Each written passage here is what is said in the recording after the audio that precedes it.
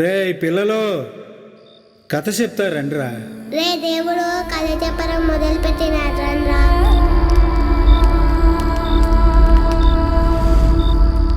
రోజు కథ చెప్తే వినుకొని ఊకొట్టడం కాదు, అందులోని నీతి పాటించాలా. నేను చెప్పేది కథ కాదురా, మీ బ్రతుకులు మార్చే మార్గం. మరి పాటిస్తారా? సరే వినండి. ఇది మీలాంటి చిన్న సీమలు ఓ పెద్ద పాము కదా. ఏంటంటే మీలాంటి కొన్ని సీమలు పుట్ట కట్టడానికి మట్టి కోసం అడవికి బయలుదేరినాయి. కొండలు దాటాయి, గుట్టలు దాటాయి, వాటికి కావలసిన చోటికి చేరుకున్నాయి. వాటికి తెలిసిన పనే చేశాయి.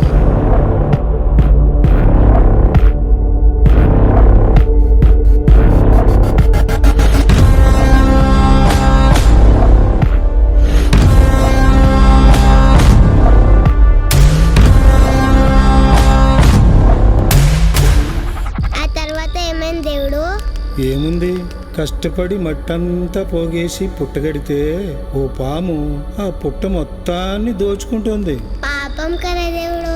పాపమే, కడుపు మార్చుకొని కష్టం చేశాయి కదా, ఏం చేస్తాయి? చిన్న సీమలు మన బతుకులు ఇంతే అనుకుని వెనకడిగేశాయి. కానీ ఒక్క చీమ మాత్రం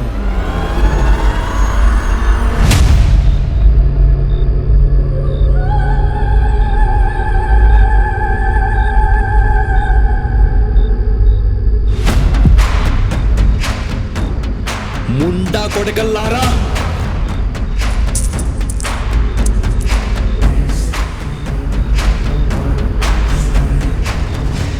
మేమింత కష్టం చేస్తే నోట్ల కట్లు మీకు చిల్లర మాక.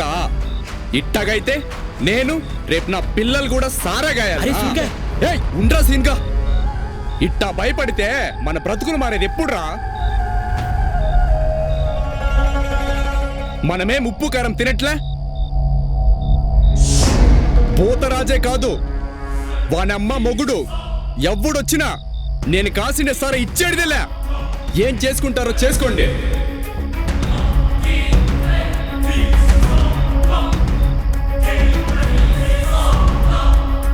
మీరు వస్తే ఆ పోతరాజు పెద్ద ఇదేం కాదు.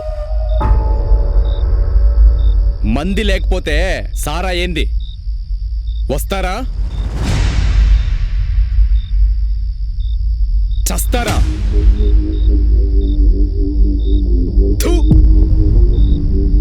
మీ నరాల్లో ఉండేది ఉచ్చా నెత్తురా, సచ్చునాయల్లారా.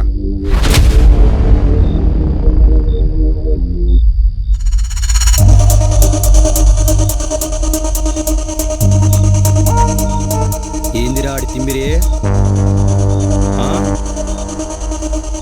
భూతరాజుకే ఎదురెళ్తాడా? వాడికి ఖచ్చితంగా సావేరా. అయిపోయినాడు రా సూరిగాడు. ఆ పెద్ద పాము ముందు ఈ చీమ బలం సరిపోరు కదా దేవుడు. అందులోనూ మిగతా చీమలు దీంతోడు రాకపోయా. ఇప్పుడు ఆ చీమ పరిస్థితి ఏం దేవుడు? అదే కదా కథ. చెప్తా చూడండి.